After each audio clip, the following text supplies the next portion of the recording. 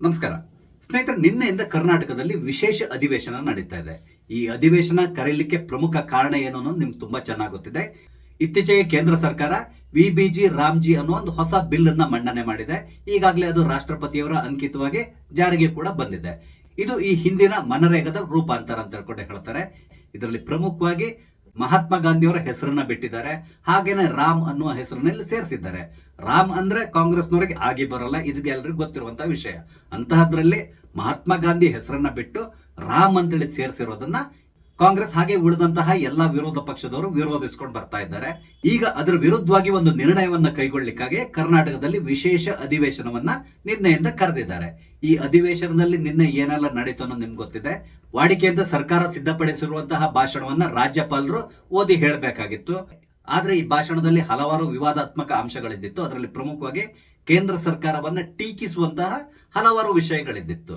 ಅದಲ್ಲದೆ ಇಲ್ಲಿ ಉದ್ದೇಶ ಪೂರ್ವಕವಾಗಿ ವಿಬಿಜಿ ರಾಮ್ಜಿ ಅಂತೇಳಿರುವ ಬಿಲ್ ಅನ್ನ ವಿಬಿ ಗ್ರಾಮ್ ಜಿ ಅಂತ ಹೇಳ್ಕೊಂಡು ಈ ಬಿಲ್ ಅಲ್ಲಿ ಬದಲಾವಣೆಯನ್ನ ಕೂಡ ಮಾಡಿದ್ರು. ಅಂದ್ರೆ ಪ್ರಿಂಟ್ ಮಾಡೋ ಸಂದರ್ಭದಲ್ಲಿ ಜಿ ರಾಮ್ಜಿ ಅಂತೇಳಿ ಇರೋದನ್ನ ಗ್ರಾಮ್ ಜಿ ಅಂತ ಹೇಳ್ಕೊಂಡು ಮಾಡಿದ್ದಾರೆ. ಅಂದ್ರೆ ಇಲ್ಲಿ ಪರ್ಟಿಕ್ಯುಲರ್ ಆಗಿ ವಿವಾದವನ್ನ ಎಬ್ಬಿಸಬೇಕು ಅಂತ ಹೇಳ್ಕೊಂಡೆ ಸಿದ್ದರಾಮಯ್ಯನವರು ಪ್ಲಾನ್ ಮಾಡಿದ ರೀತಿಯಲ್ಲಿ ಕಾಣಿಸ್ತಾ ಇತ್ತು. ಸಿದ್ದರಾಮಯ್ಯನವರಿಗೆ ತುಂಬಾ ಚೆನ್ನಾಗಿ ಗೊತ್ತಿತ್ತು ಖಂಡಿತವಾಗಿ ರಾಜ್ಯಪಾಲರು ಇದನ್ನ ವಿರೋಧಿಸ್ತಾರೆ ಅಂತೇಳಿ. ಹಾಗೇನೆ ಅವರು ಕೆಲವೊಂದು ಅಂಶಗಳನ್ನ ಕೈ ಬಿಡಬೇಕು ಅಂತ ಕೊಂಡು ಇನ್ಸಿಸ್ಟ್ ಮಾಡ್ತಾರೆ ಅನ್ನೋದು ಅವ್ರಿಗೆ ತುಂಬಾ ಚೆನ್ನಾಗಿ ಗೊತ್ತಿತ್ತು. ಹಾಗಾಗಿ ಉದ್ದೇಶ ಪೂರ್ವಕವಾಗಿ ಕೇಂದ್ರ ಸರ್ಕಾರವನ್ನ ಟೀಕಿಸುವ ರೀತಿಯಲ್ಲೇ ಈ ಭಾಷಣವನ್ನ ಸಿದ್ಧಪಡಿಸಿದ್ರು. ಸಿದ್ದರಾಮಯ್ಯನವರು ಎಕ್ಸ್ಪೆಕ್ಟ್ ಮಾಡದ ರೀತಿಯಲ್ಲೇ ಇಲ್ಲಿ ರಾಜ್ಯಪಾಲರು ಈ ಭಾಷಣವನ್ನ ಓದ್ಲಿಕ್ಕೆ ನಿರಾಕರಿಸಿದ್ರು. ಕೊನೆಗೆ ರಾಜ್ಯಪಾಲರೇ ಒಂದು 2 ಲೈನ್ ನ ಹೇಳಿ ಅಲ್ಲಿಂದ ಹೊರಟರು. ಆ ಸಂದರ್ಭದಲ್ಲಿ ಗದ್ದಲ ಆಯ್ತು. ರಾಜ್ಯಪಾಲರು ವಿಧಾನಸಭೆಯಿಂದ ಹೊರಗಡೆ ಹೋಗ್ತಾ ಇರೋ ಸಂದರ್ಭದಲ್ಲಿ ಕಾಂಗ್ರೆಸ್ನ ಬಿ.ಕೆ. ಹರಿಪ್ರಸಾದ್ ಮತ್ತು ಕೆಲವರು ಗೆರವ್ ಮಾಡ್ಲಿಕ್ಕೆ ಪ್ರಯತ್ನ ಪಟ್ಟರು.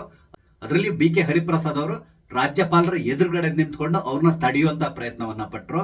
ಆ ಸಂದರ್ಭದಲ್ಲಿ ಅಲ್ಲಿದ್ದಂತ ಮಾರ್ಷಲ್ಗಳು ಬಿ.ಕೆ. ಹರಿಪ್ರಸಾದ್ ಅವ್ರನ್ನ ಎತ್ತಿ ಹೊರಗಡೆ ಹಾಕಿದ್ರು. ಆಗ ಅವರ ಜುಬ್ಬ ಕೂಡ ಸ್ವಲ್ಪ ಹರಿದೋಯ್ತು. ಕೊನೆಗೆ ಬಿ.ಕೆ. ಹರಿಪ್ರಸಾದ್ ಅವರು ಪತ್ರಕರ್ತರ ಜೊತೆ ಮಾತಾಡೋ ಸಂದರ್ಭದಲ್ಲಿ ರಣಹೇಡಿ ಬಿಜೆಪಿ ಶಾಸಕರು ಹಿಂದಿನಿಂದ ಬಂದು ನನ್ನ ಜುಬ್ಬವನ್ನ ಹರಿದಾಕಿದ್ದಾರೆ, ಬ್ರಿಟಿಷರ ಬೂಟ್ ನೆಕ್ಕುವಂತಹ ಬಿಜೆಪಿಗರು, ಈ ರೀತಿಯಾದಂತಹ ಒಂದು ಹೇಳಿಕೆಯನ್ನು ಕೂಡ ಕೊಟ್ಟಿದ್ದಾರೆ.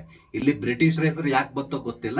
ಆದ್ರೂ ಕೂಡ ಬಿ.ಕೆ. ಹರಿಪ್ರಸಾದ್ ಅವರು ಮುಂದೆ ಮಂತ್ರಿಮಂಡಲ ಪುನರ್ರಚನೆ ಆಗುವ ಸಂದರ್ಭದಲ್ಲಿ ತಾನು ಮಂತ್ರಿ ಆಗ್ಬೇಕು ಅನ್ನೋ ಒಂದು ಕನಸನ್ನ ಕಾಣ್ತಾ ಇದ್ದಾರೆ.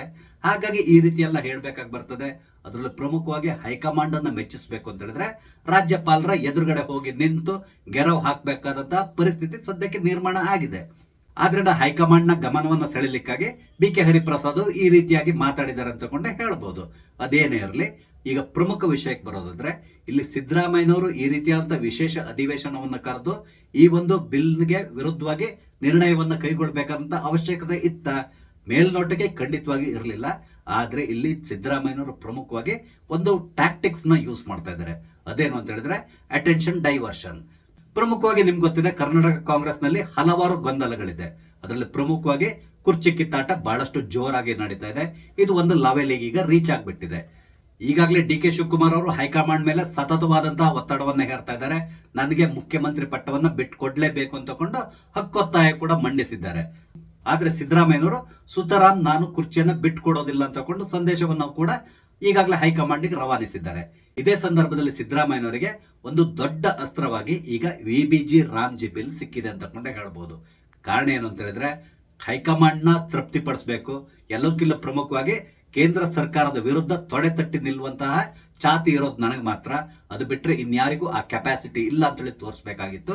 ಅದಕ್ಕಾಗಿ ಈ ಬಿಲ್ಗೆ ವಿರುದ್ಧವಾಗಿ ನಾವು ಇಲ್ಲಿ ನಿರ್ಣಯ ಕೈಗೊಳ್ತೇವೆ ಅಂತೇಳಿ ಹೈಕಮಾಂಡ್ ನಿಂದ ಪರ್ಮಿಷನ್ ತಗೊಂಡಿರ್ತಾರೆ. ಹಾಗೇನೆ ಒಂದು ಭಾಷಣವನ್ನು ಕೂಡ ಸಿದ್ಧಪಡಿಸ್ತಾರೆ. ಆ ಭಾಷಣವನ್ನ ರಾಜ್ಯಪಾಲರು ಓದ್ಲೇಬಾರದು ಅಂತ ಹೇಳ್ಕೊಂಡು ಮೊದಲೇ ನಿರ್ಧಾರ ಮಾಡಿದ ರೀತಿಯಲ್ಲಿ ಇತ್ತು. ಸಿದ್ದರಾಮಯ್ಯನವರ ನಿರೀಕ್ಷೆಯಿಂದ ರಾಜ್ಯಪಾಲರು ಈ ಭಾಷಣವನ್ನು ಓದ್ಲಿಲ್ಲ.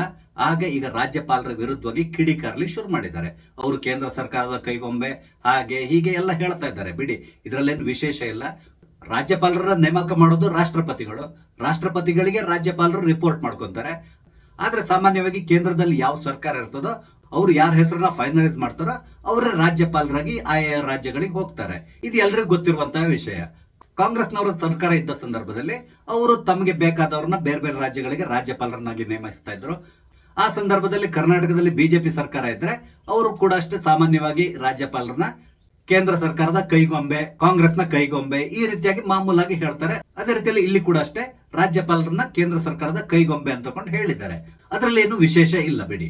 ಈಗ ಸಿದ್ದರಾಮಯ್ಯನವರು ಈ ಬಿಲ್ ಅನ್ನ ವಿರೋಧಿಸಿ ಕರ್ನಾಟಕದಲ್ಲಿ ಈ ವಿಶೇಷ ಅಧಿವೇಶನವನ್ನು ಕರೆದಿದ್ದಾರೆ.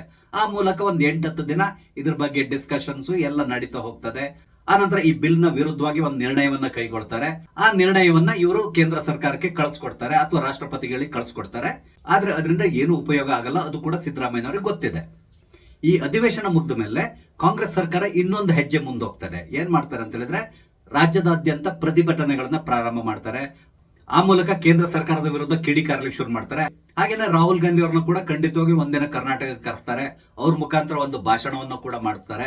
ಹೀಗೆ ಈ ರೀತಿಯಾಗಿ ಒಂದ್ ರೀತಿ ಟೈಮ್ ಪಾಸ್ ಮಾಡ್ಕೊಂಡು ಹೋಗ್ತಾ ಇರ್ತಾರೆ. ಒಟ್ಟಾರೆಯಾಗಿ ಇಲ್ಲಿ ಸಿದ್ದರಾಮಯ್ಯನವರಿಗೆ ಏನಾದ್ರೂ ಮಾಡಿ ತನ್ನ ಕುರ್ಚಿಯನ್ನು ಉಳಿಸ್ಕೋಬೇಕು ಅಂತ ಹೇಳಿದ್ರೆ ಈ ರೀತಿಯಾಗಿ ದಿನಗಳನ್ನ ದೂಡ್ತಾ ಇರಬೇಕು. ಅದಕ್ಕೆ ಅವಕಾಶಗಳನ್ನ ಅವ್ರು ಹುಡುಕ್ತಾ ಇರ್ತಾರೆ. ಈ ರೀತಿಯಾಗಿ ಒಂದೊಂದೇ ಅವಕಾಶ ಅವ್ರಿಗೆ ಬರ್ತದೆ. ಈ ಬಿಲ್ ವಿರುದ್ಧವಾಗಿ ಪ್ರತಿಭಟನೆ ಎಲ್ಲದೂ ಕಮ್ಮಿ ಆಗೋ ಸಂದರ್ಭದಲ್ಲಿ ಬಜೆಟ್ ಅಧಿವೇಶನ ಬರ್ತದೆ. ಬಜೆಟ್ ಅಧಿವೇಶನ ಮುಗಿಯುವವರೆಗೂ ಕೂಡ ಯಾವುದೇ ರೀತಿ ಅನ್ನೋದು ಸಮಸ್ಯೆ ಉಂಟಾಗೋದಿಲ್ಲ. ಕಾರಣ ಏನಂತ ಹೇಳಿದ್ರೆ ಬಜೆಟ್ ಅಧಿವೇಶನ ನಡೀತಾ ಇದೆ. ಅಧಿವೇಶನ ಮುಗ್ದ ಮೇಲೆ ನೋಡೋಣ ಅಂತ ಹೇಳಿ ಹೇಳ್ತಾರೆ. ಈ ಅಧಿವೇಶನ ಎಲ್ಲ ಮುಗಿಯೋ ಸಂದರ್ಭದಲ್ಲೇ ದೇಶದಲ್ಲಿ 5 ರಾಜ್ಯಗಳ ಚುನಾವಣೆಗೆ ದಿನಾಂಕ ಘೋಷಣೆ ಆಗುವಂತ ಸಾಧ್ಯತೆಗಳು ಕೂಡ ಇರ್ತದೆ. ಒಮ್ಮೆ ಚುನಾವಣಾ ದಿನಾಂಕ ಘೋಷಣೆ ಆಯ್ತು ಅಂತ ಹೇಳಿದ್ರೆ ಡಿ.ಕೆ. ಶಿವಕುಮಾರ್ ಅವರು ಅಸ್ಸಾಂ ಕಡೆ ಹೋಗ್ಬೇಕಾಗಿ ಬರ್ತದೆ. ನಿಮ್ಗೆ ಗೊತ್ತಿದೆ, ಈಗಾಗಲೇ ಕಾಂಗ್ರೆಸ್ ಹೈಕಮಾಂಡ್ ಡಿ.ಕೆ. ಶಿವಕುಮಾರ್ ಅವ್ರನ್ನ ಅಸ್ಸಾಂ ಚುನಾವಣೆಯ ವೀಕ್ಷಕರಾಗಿ ನೇಮಿಸಿದ್ದಾರೆ. ಹಾಗಾಗಿ ಅವರು ಅಸ್ಸಾಂ ಕಡೆ ಪ್ರಯಾಣ ಬೆಳೆಸ್ತಾರೆ.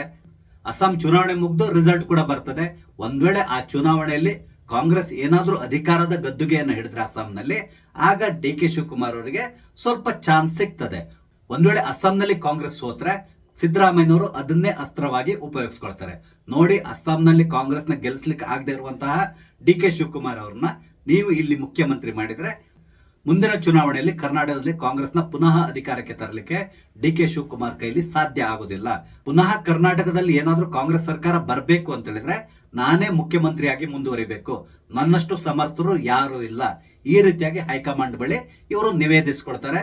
ಅದ್ರ ಜೊತೆ ತಮ್ಮ ಬಳಿ ಇರುವಂತಹ ಪ್ರಬಲ ಅಸ್ತ್ರ ಅಹಿಂದ, ಇದನ್ನ ಕೂಡ ಖಂಡಿತವಾಗಿ ಹೈಕಮಾಂಡ್ ಮೇಲೆ ಇವರು ಪ್ರಯೋಗ ಮಾಡ್ತಾರೆ. ಆಗ ಖಂಡಿತವಾಗಿ ಕಾಂಗ್ರೆಸ್ ಹೈಕಮಾಂಡ್ ಸಿದ್ದರಾಮಯ್ಯನವರ ಪರವಾಗಿ ನಿಲ್ಲುವಂತ ಸಾಧ್ಯತೆ ಇರ್ತದೆ. ಕೊನೆಗೆ ಡಿ.ಕೆ. ಶಿವಕುಮಾರ್ ಅವರ ಮೂಗಿಗೆ ತುಪ್ಪ ಸೌರಿ ಕಳಿಸ್ಕೊಡ್ತಾರೆ. ಡಿ.ಕೆ. ಶಿವಕುಮಾರ್ ಅವರು ಕೂಡ ಅಷ್ಟೇ ಹೊರಗಡೆ ಬಂದೊಂದು ಹೇಳಿಕೆಯನ್ನು ಕೊಡ್ತಾರೆ. ನಮ್ಮ ಮಧ್ಯೆ ಯಾವುದೇ ಭಿನ್ನಾಭಿಪ್ರಾಯಗಳಿಲ್ಲ ಅಂತ ಹೇಳಿ ಹೇಳ್ತಾರೆ. ಹಾಗೇನೆ ನಾನು ಕಾಂಗ್ರೆಸ್ನ ಅತ್ಯಂತ ನಿಷ್ಠಾವಂತ ಕಾರ್ಯಕರ್ತ. ಕಾಂಗ್ರೆಸ್ ಹೈಕಮಾಂಡ್ ಏನ್ ಕೆಲಸ ಹೇಳ್ತದೋ ಆ ಕೆಲಸವನ್ನ ನಾನು ಮಾಡ್ತೇನೆ. ನಾನು ಯಾವುದೇ ಕಾರಣಕ್ಕೆ ಹೈಕಮಾಂಡ್ ವಿರುದ್ಧವಾಗಿ ಮಾತಾಡೋದಿಲ್ಲ. ಈ ರೀತಿಯಾದಂತಹ ಹೇಳಿಕೆಗಳನ್ನು ಕೊಟ್ಕೊಂಡು ಹೋಗ್ತಾರೆ. ಆ ಮೂಲಕ ಸಿದ್ದರಾಮಯ್ಯನವರು ತಮ್ಮ ಕುರ್ಚಿಯನ್ನ ಗಟ್ಟಿ ಮಾಡ್ಕೊಂಡು ಹೋಗ್ತಾರೆ ಹೊರತು ಯಾವುದೇ ಕಾರಣಕ್ಕೆ ಮುಖ್ಯಮಂತ್ರಿ ಗಾದಿಯಿಂದ ಕೆಳಗಡೆ ಇಳಿಯುವಂತಹ ಚಾನ್ಸಸ್ ಇಲ್ಲ ಅಂತೇಳಿ ಹೇಳ್ಬೋದು. ಅಂತಹ ಸಂದರ್ಭ ಬಂದ್ರೆ ಸಿದ್ದರಾಮಯ್ಯನವರು ಇನ್ನೊಂದು ಹೊಸ ದಾರಿಯನ್ನ ಖಂಡಿತವಾಗಿ ಹುಡುಕ್ತಾರೆ. ಅವರಷ್ಟು ಚಾಣಾಕ್ಷ ಡಿ.ಕೆ. ಶಿವಕುಮಾರ್ ಅವರು ಖಂಡಿತವಾಗಿ ಅಲ್ಲ.